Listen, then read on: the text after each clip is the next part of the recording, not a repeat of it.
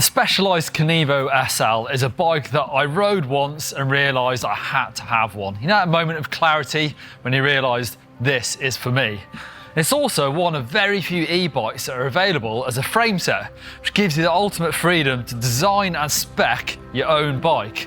And thanks to Renthal TRP Formula 1-Up and Invisiframe, I'm doing just that, building my own dream e-bike.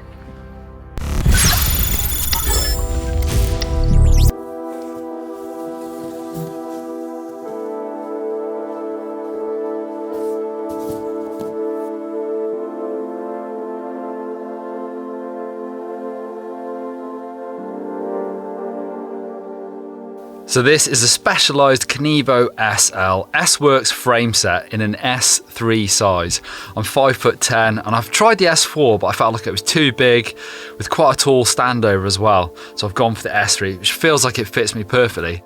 It's a 240 watt SL system, which is a lot lighter than the standard Kenevo, with 320 watt hour battery, 170 mil of rear travel. There's loads of tweaking to be done with the geometry, but I like the stock headset cups that set the head angle at 63.5 degrees, but you can choose to go degree slacker or steeper, plus you can tweak the bottom bracket height by 6mm. When you buy the frame set, you get the full package. You get a range extender battery, different headset cups, stem spacers, wheel sensors for 6-bolt and for centre bolt, depending on what rear wheel you choose to fit. It should be a case of deciding your preferred setup and bolting the parts on.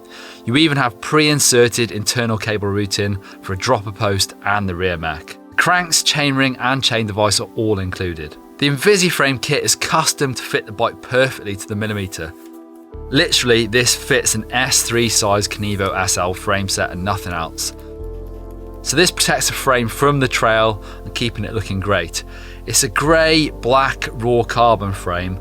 I've got a gloss finish Invisiframe kit because the frame is actually half matte and half gloss. It's automotive grade film from Expel.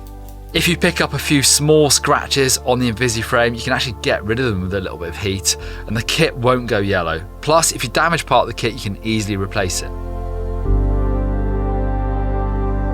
And the frame's got so much tweaking. The Formula Salva R expands that tweakability. They're unique in being able to swap out the shim so easily that it makes a pro suspension tuner out of an amateur like me. Just swap the CTS valve to change the damping characteristics. It's got 2 air technology, so you just adjust the normal chamber to your weight for sag, like normal. Then the negative chamber at the bottom to adjust the feel in the first part of the travel. You've got NEPOs to adjust the air volume for the fork to ramp up more in the travel, which I will try at some point. It's something that I like. The Cockpit, I've got a Renthal Fat Bar Carbon 35 bar. It's a 40mm rise bar cut to 760mm with an Apex 35 40mm long stem. I quite like having the stem slammed but having a fairly high rise bar. I like that look, and I just love having Renthal. It's just a cool moto brand. I don't know if that's just me, I still love motocross and I think having that brand on my bike just looks good. TRP, well, you may have heard of Tektro. They've been around for years with very good budget parts, while TRP is a high-end race division. The TR12 drivetrain was developed by Aaron Gwynn and his mechanic John Hall.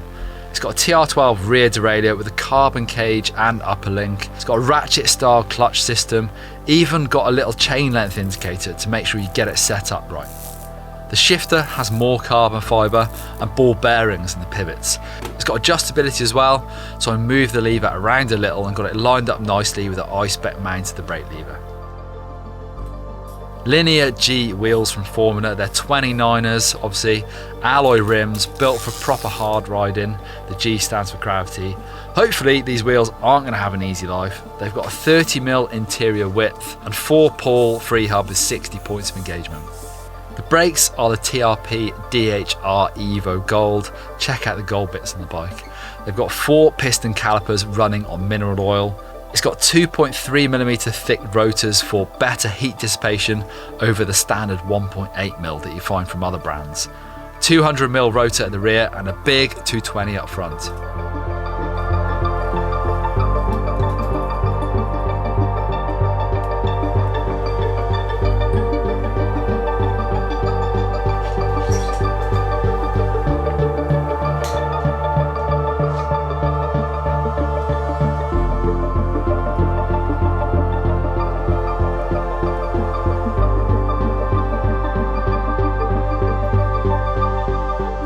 I've gone for a 1-up dropper post. It's the V2 dropper, 180mm travel with this really small insert depth on these posts to give you the maximum drop available. But this is a 180mm post. It's a bit too tall for me, so I've shimmed it down to 160mm to get my saddle at the perfect height. You can shim it down 10mm at a time, so you can have this post at 180, 170 or 160. Well, still some finishing to do, but I am going to ride tomorrow.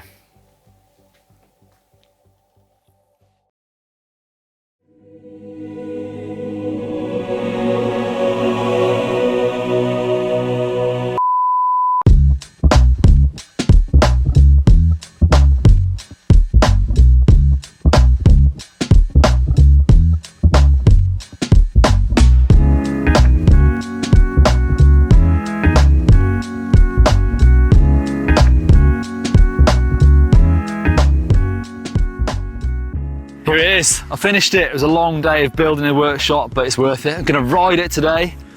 I got my titanium bolt stash to finish the bike off, just because I think they look proper cool. A bit moto as well. They don't save you hardly any weight, but like I say, it's good.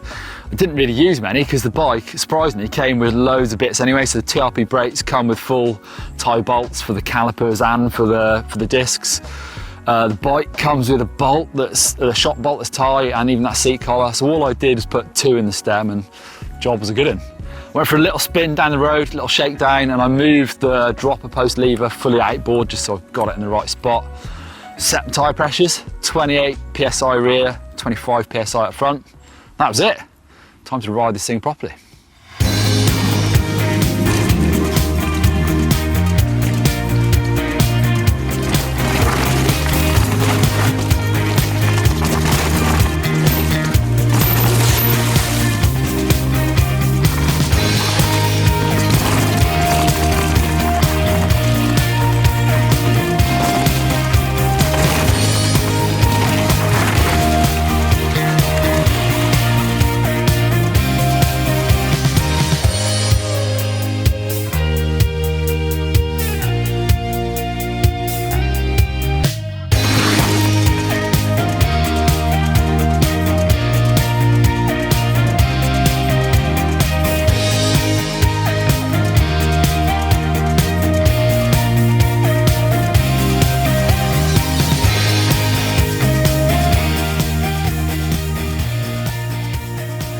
There you go, stoked. First ride out on the new bike. It's looking dirty. British summertime, bringing the goods. Anything I'd change? Well, I guess actually probably I need to do a bolt check on it now I've rattled it from new. Check everything's tight. But other than that, like, I'm going to stick a mudguard on. Didn't realise I'd need one of those. And that's about it. I'm going to experiment changing out the valves on this. It feels really good, but I was like, why not? Why not try something different, see how it feels? But yeah, stoked. First ride out, I'm going to have a good time on this bike. Let us know if you've ever done a custom e-bike build, what bike you did. Could you buy a frame set, or did you just tweak the bike you already had?